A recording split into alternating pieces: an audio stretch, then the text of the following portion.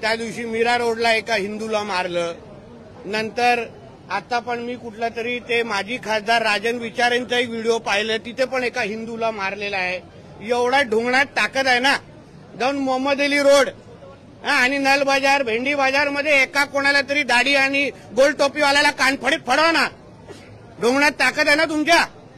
ते काय मराठी शुद्ध मराठी बोलतात की काय? त्यांच्या थोबाडातून कधी आम्ही मराठी ऐकलं नाही, अल्लाहू अकबर सोडून. मग तिथे का नाही त्यांचे थोबाड फोडायची हिंमत करत? तिथे का नाही एका फेरीवाल्याला पकडत?